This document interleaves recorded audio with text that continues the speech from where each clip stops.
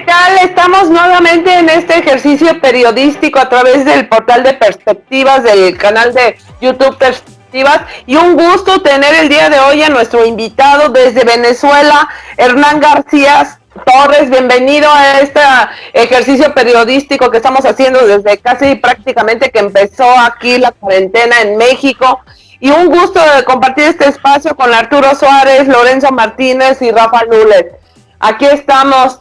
Y pues para empezar, Hernán, nos gustaría que nos explicaras cómo enfrenta la crisis del coronavirus ahí en Venezuela, que siempre es un país que siempre ha estado en crisis, ¿no? Pero a ver, ahora en especial con esta pandemia, ¿cómo les está yendo a nuestros amigos venezolanos, Hernán?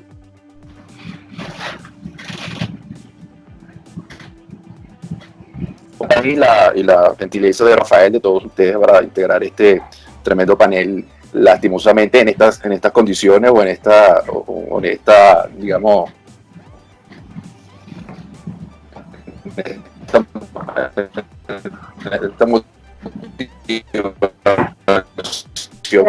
que salen al exterior de las condiciones de aquí en Venezuela conforme a todo. Son generalmente condiciones muy politizadas. Yo traigo para ustedes hoy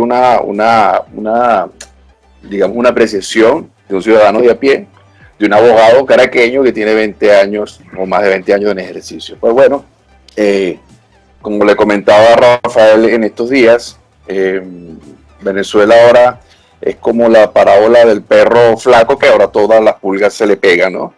Y las cifras, hablábamos ayer que estábamos sobre una fase 2, casi 3, diría yo que una fase 2 y media, pero muy avanzada hacia la tercera, por lo que todos de alguna manera conocemos, ¿no? Conocemos la grave situación económica.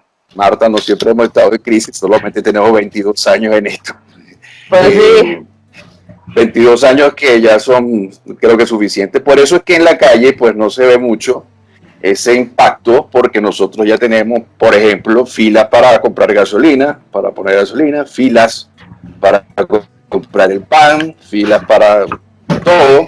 Y esto de alguna manera pues sí ha impactado, pero no psicológicamente. Ya de repente que a la población se le diga vayan a sus casas y quédense allí es un aliciente, salvo en estas circunstancias, en esta fase que les estoy comentando. Hoy cumplimos exactamente 40 días desde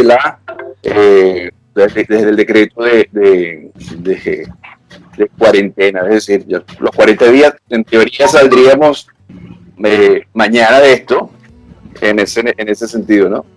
Entonces, yo quisiera, Hernán, para que fuéramos interactuando todos, preguntarte cómo ven a México desde Venezuela, cuando en la época de la campaña mucha gente nos decía aguas con López Obrador, se parece mucho a Chávez o se parece mucho a Maduro.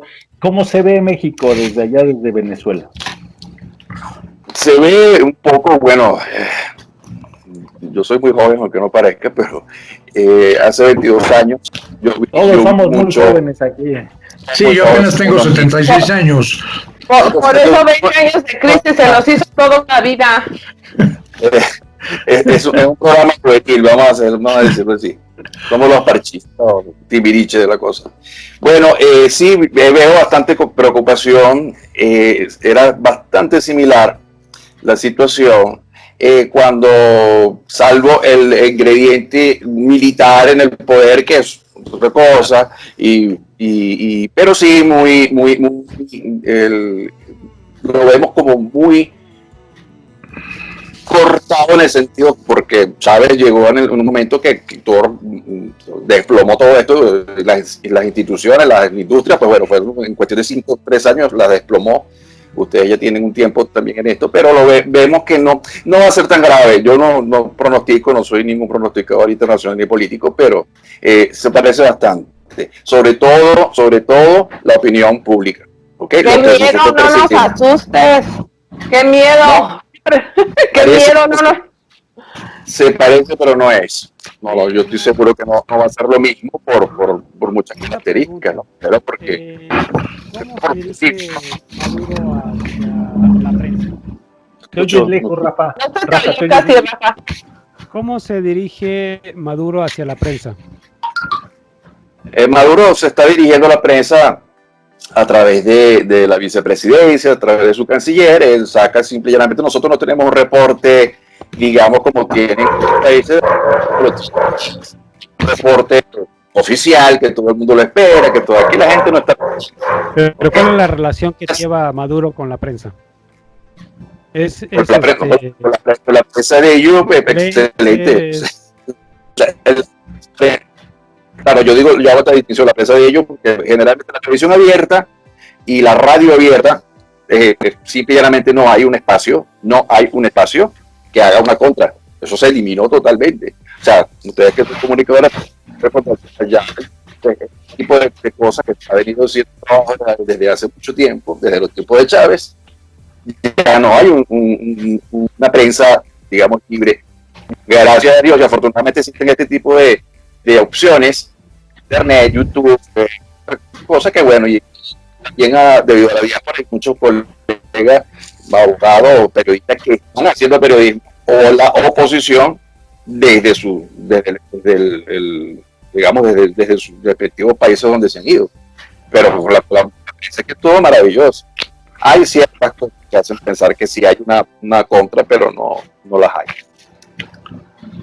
Hernán, va a salvar Chevron allá por órdenes de Donald Trump. Ya a partir de esta semana, ¿les va a afectar en algo a ustedes en Venezuela?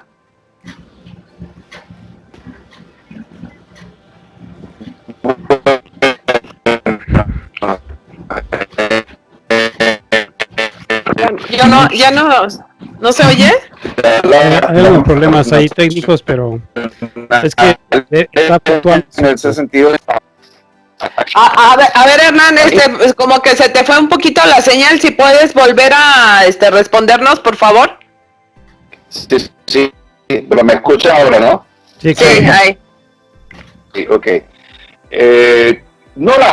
Con Chevron, con Texaco, con todas estas transnacionales que venían manejando, digamos, de alguna manera el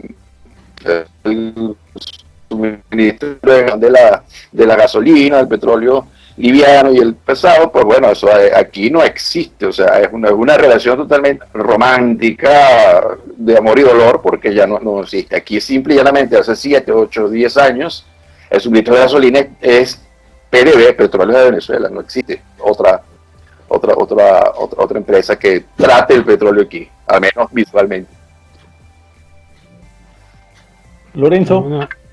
Sí, yo te quiero preguntar, Hernán, ustedes en lo personal, la mayoría de la población, ¿cómo ven el gobierno de Maduro? Mira, yo le voy a decir una cosa, yo creo que a Maduro, el gobierno de Maduro, lo mejor que le pudo haber pasado, dentro de esta catástrofe, fue que llegara esta pandemia. Lo digo no con sarcasmo, sino con realidad, porque si hay una realidad paralela que tenemos supuestamente a los americanos en el Caribe tratando de ejercer acciones, eso no le importa, digamos, a nosotros, hasta que no veamos, por ejemplo, una acción militar. Pero ya están ahí. Aquí no están todavía. Ahí hay cosas, hay rumores. Pero hay un cerco en Venezuela ya, inclusive con transatlánticos y con... Sí, no están en territorio venezolano. No están en aguas internacionales, están en aguas internacionales, no están en esta plataforma territorial venezolana. Están simple y llanamente, no es una operación muy compleja, y están trancando, digamos, bloqueando las vías marítimas, es decir, comercio. Para el petróleo, que bueno, también con cosas de droga, y eso es un problema. ¿Cómo vemos a Maduro en estos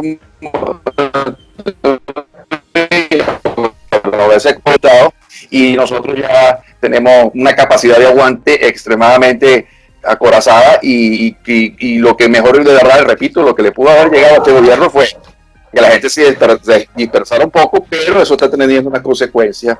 Si ustedes me permiten, yo les tengo las cifras que fueron hoy hasta las 5 de la tarde. Ok, y ya también tenemos las de México. A ver, dinos. Bueno, fase 2, yo le puedo poner una fase, una media más, porque no estamos en la tercera, pero estamos ya casi que la tercera, ¿no? Que es preocupante. Bueno, casos confirmados, 298, casi 300 casos. Así es. Personas registradas, 122 y muertes, 10. Obviamente, yo no sé, conforme a los vecinos, que es una cosa que, ojo, estos son cifras oficiales. Nadie se ha ocupado de cifras paralelas, ¿no? Puede ser que el venezolano no... Perdón. Hernán, sí, aquí estamos igual. ¿Cuántos millones de habitantes tiene Venezuela? 31 millones de habitantes. Esto lo pregunto para hacer la comparación y la superficie desde la superficie de Venezuela es como del 8% de la superficie o el territorio mexicano, son 916.445 kilómetros cuadrados. Casi 2 millones de kilómetros cuadrados. A ver, les doy las cifras aquí en México. Fíjate, aquí ya estamos, Hernán, ya estamos en la fase 3. Tenemos toda esta semana en fase 3 y el día de hoy tenemos 11.637 confirmados, 36.664 negativos, 7.588 casos sospechosos y 1.069 decesos. De ayer a hoy fallecieron 99 personas más. Es menos la cantidad de antier, hemos estado arriba de las 100 personas fallecidas diarias y hoy bajó. Entonces, vimos en muchos hospitales en Oaxaca, Guerrero, estaban aplaudiéndole los doctores a los pacientes de COVID que estaban... Queremos que los estén sacando adelante aquí en México. Esas son las cifras oficiales. ¿Quién va? Tú, Arturo, ¿no? Y Hernán, preguntarte precisamente cómo está el sistema de salud en Venezuela, el sistema de salud mexicano, si es que conoce un poco de la historia de México en la corrupción de los últimos sexenios. Bueno, estuvieron los panistas y luego los priistas, y la verdad es que el sistema de salud de México nunca ha sido bueno, y López Obrador tomó malas decisiones hace unos meses, transitando de lo que teníamos a algo que él le llama el INSABI, que es el Instituto de Salud, Instituto del Bienestar para la Salud, y la verdad es que está puesto a prueba. En algunos lugares hay mucha incertidumbre, no hay insumos, etcétera, etcétera. ¿Cómo lo está enfrentando Venezuela y cómo es ese sistema de salud allá en Venezuela? Bueno, te lo pongo un poco, Marcos, en un contexto... Arturo. ¿Perdón? Arturo Suárez. Arturo, disculpe. Marcos es el Arturo, te lo coloco un poco en un contexto tragicómico, ¿no? Si el sistema privado de óptico es inalcanzable, es decir, a nivel económico, las pocas, para una ciudad, para que tengan una idea, Caracas, de donde yo vivo, donde yo me desempeño como profesional también, tiene alrededor de 7 millones de masa concentrada la población.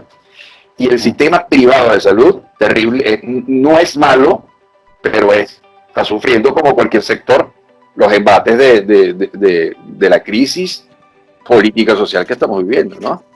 Ahora, ya de referirme a un sistema de seguridad social, de higiene, de seguridad social, pues bueno, no tengo ninguna referencia buena.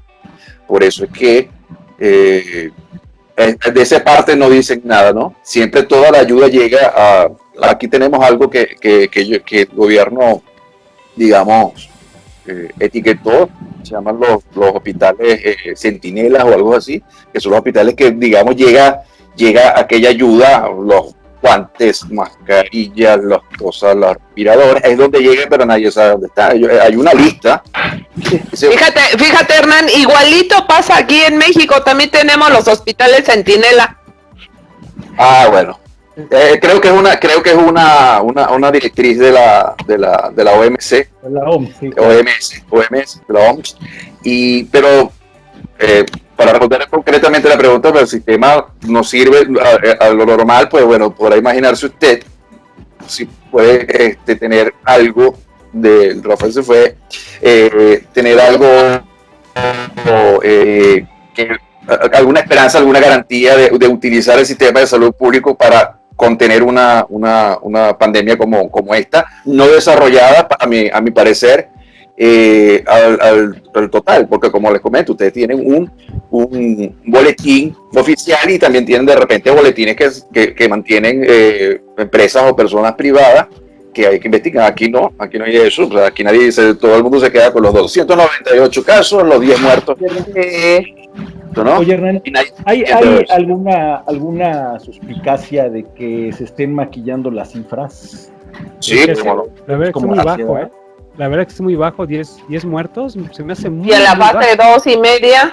Así es. Sí, sobre todo cuando usted revisa los vecinos, ¿no? Porque cuando su vecino tiene una plaga de ratas o de cucarachas o lo que sea, perdóneme la comparación, pero usted tendría si no toma las previsiones, ¿no? Claro. En un país que, por ejemplo, Colombia, que tiene 3 o 5 veces el número de cualquiera, o sea, y Colombia solamente nos lleva 10 millones o 12 millones de habitantes, usted dirá, abajo tenemos Brasil, que bueno, Brasil está caótico, y tenemos también Ecuador, y bueno, no tanto como frontera, pero tenemos también ese desplazamiento de venezolanos que están regresando de Perú y se están metiendo por la frontera, que usted me podrá decir que controla allí. Entonces, por supuesto, hay suplicacia solamente por los elementos externos que nos competen, ¿no? Porque no dan los números cuando usted ve al vecino infectado. Oye, Hernán, y allá el distanciamiento social, esto de quédate en casa, ¿cómo lo están llevando? ¿Sí se está cumpliendo? Cumplió desde el primer momento. Yo no sé si esto sea una causa o estos números sean consecuencia de esto, lo desconozco. Puede ser. Gracias a Dios. Puede ser, sí, desde el primer momento. Nosotros tenemos cuarentena, como les comentaba al principio, desde el 13 de marzo, que hoy ya estamos cumpliendo los 40 días, ¿no? Y pues se ha cumplido a cabalidad. Yo tengo, no salgo, yo vivo solo, yo estoy con mi perro y yo no he salido aquí hace 2 semanas solo a buscar gasolina y a comprar alimentos. O distanciamiento social, incluso ni siquiera social, familiar, porque ya no veo ni a mi papá, ni a mi sobrino, ni a mi mamá, pero sí he notado en la calle. Más que, claro, porque en principio se manejó esto como un toque de queda. Esto realmente es un toque de queda. Usted el viernes, póngale el nombre que quiera, o la demostración de que es un toque de queda es simplemente, ya han pasado los 40 días y todavía estamos en cuarentena extendida. Quién sabe si podamos extenderla más. A las 3, 4 de la tarde, no hay nadie en la calle, son eternos domingos que me imagino que le pasará a ustedes también, pero nosotros cumplimos esto. La población, creo que por más que un miedo también de no nos vaya a pasar otra cosa peor, vamos a quedarnos en casa. Sí, Pues sí. Rafa y Lorenzo, que no los hemos dejado participar. Adelante. Pues aquí el invitado principal es Hernán. Oye, Hernán, ¿alguna consecuencia de si bueno, estás comentando que hay una especie de toque de queda? ¿Hay alguna consecuencia si alguna persona incumple esa orden gubernamental? Y aparte de eso es también si la distribución de alimentos no ha tenido ningún problema con ustedes. Son 2 preguntas. Sí.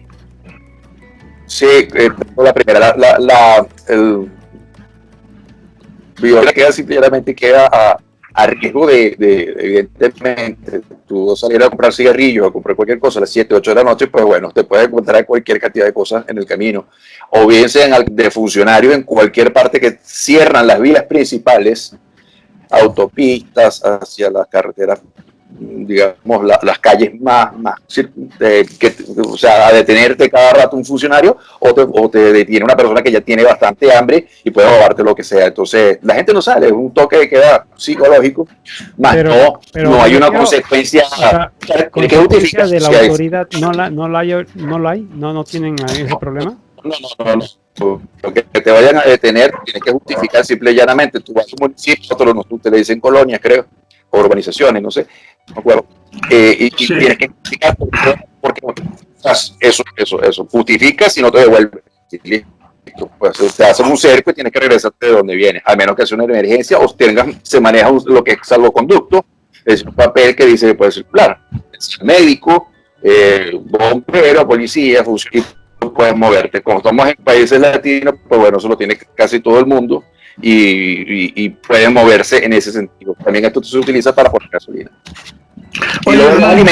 El abasto de alimentos, ¿cómo está funcionando ahí con ustedes, el abasto de alimentos? Terrible, pues fíjese, venía mal y ahora está terrible, ¿no? Y va peor. Hoy tuvimos un primer muerto por saqueos y esto me recuerda a lo que en aquella oportunidad estábamos hablando. En el principio estábamos conversando.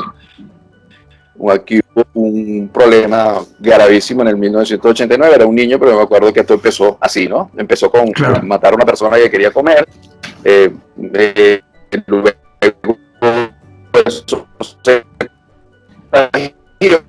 en una región de esta oportunidad fue en la masa y empezaron unos saqueos muy esporádicos, pero sí hubo un centro de una ciudad que todos los abastos, pues bueno, lo saquearon. Hay de todo, ya no era como en otros tiempos, hay de todo, pero ¿qué pasa? En un salario mínimo de $3, ok, usted tiene que comprar una canasta básica de 300, pues las cuentas pues no dan y en la cabeza de la gente tampoco va a dar. Entonces, ¿qué trae eso como consecuencia? Pues bueno, veo un bodegón o un abasto o un supermercado ahora con todo, pero evidentemente son cosas casi como que si usted fuera una joyería, ¿eh? Entonces, es una bueno, cuestión. Chicos, ya estamos en la parte final de esta mesa de análisis. Los voy a invitar a que hagan un comentario final. ¿Qué te parece si empezamos contigo, Rafa? Pues bueno, yo básicamente lo que estaba comentando Hernán, pues es importante hacer una comparación con México. Lo hemos estado viendo desde que, para empezar, a mí me brincó los 10 muertos que tienen nada más Venezuela con esta pandemia, y pues nosotros vamos más ya de 1000. Entonces la suspicacia pues está ahí inherente en este gobierno venezolano, ¿no? Y nosotros en México pues también tenemos suspicacia con los números que tenemos. Entonces ahí vemos que hay una igualdad en ese término. Y pues lo demás, hay muchos puntos que hay que retomar de Venezuela, ¿no? Y la verdad es de que ni 20 minutos ni una hora es suficiente, y por ende pues a Hernán se le ha invitado, se tiene el espacio aquí abierto para poder seguir platicando y exponer también los temas de cualquier índole allá de Venezuela, y la verdad es que para nosotros nos gustaría tener esa retroalimentación de un país hermano como precisamente es Venezuela. Así es. Maestro Lorenzo Martínez, ¿algún comentario final que quieras hacer? No, pues que es muy interesante saber de una persona que vive ahí, precisamente en Caracas, saber qué está sucediendo. Yo lo que veo, alguna similitud son los saqueos. En México, aquí en la Ciudad de México, se han dado los saqueos en las grandes tiendas por el coronavirus. Pues, y otra similitud es el presidente, ¿no? Acaba de decir Hernán. Y eso me llama mucho la atención, pero finalmente estoy viendo que el abasto de los alimentos, por lo menos ya tienen alimentos ahí. El problema es que están carísimos, como tú dices, ¿no? Que parecen joyerías las tiendas de autoservicio, pero por lo menos ya tienen el alimento. Ahora sería la cuestión de que se puedan comprar. Eso me llama la atención mucho. Muy bien, Arturo, un mensaje final antes de despedir a nuestro invitado del día de hoy. Sí, caray, que este ejercicio de 20 minutos no son suficientes porque siempre se quedan cosas en el tintero, pero creo que está bien, así se juegan las redes sociales. Pues muchas gracias a Hernán por haber platicado con nosotros hoy desde allá, desde Venezuela. Creo que siempre, Rafa, que hemos compartido el micrófono durante ya muchos años, hemos tenido la suerte de tener contactos en muchas partes del mundo y sentir cómo se hace periodismo en otras partes, contar estas historias. Yo creo que eso es lo realmente relevante de esta noche. Y rápidamente, Marta, Rafa, Hernán y Lorenzo, pues hablar de la frivolidad de López-Gatell. No les contesta el teléfono a los gobernadores, pero sí le toma el teléfono a las revistas del corazón. Se parece mucho a Peña Nieto, pero bueno, ahí lo dejamos. Muchas gracias. Busquemos también a Ranfred Morantes para poder hacer esta cruce de información. Ranfred es nuestro corresponsal que tenemos allá en Venezuela. Qué interesante es conocer otras historias. Gracias, buenas noches. Bueno, pues Hernán, algo que nos quieras decir ya para cerrar este programa del día de hoy, Hernán. Sí, bueno, simple y llanamente, pues agradecer la invitación a dar un punto de vista, ofrecerles un punto de vista distinto y diferente de este confinamiento, de esta situación.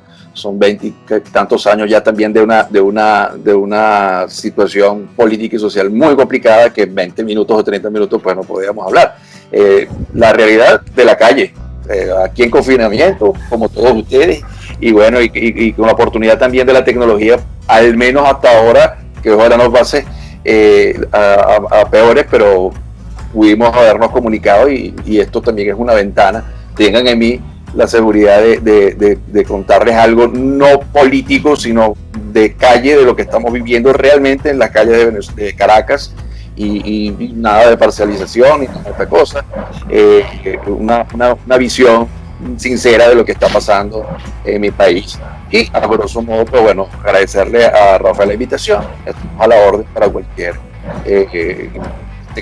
comentario que aquí se haya hecho. Bueno, pues chicos, pues este fue un ejercicio más de perspectivas con periodistas de talla internacional. Un gusto tenerte aquí, Hernán. Un gusto compartir con ustedes, colegas, Arturo, Rafa, Lorenzo, este espacio. Y pues nos vemos mañana en este ejercicio nuevamente. Hasta la próxima.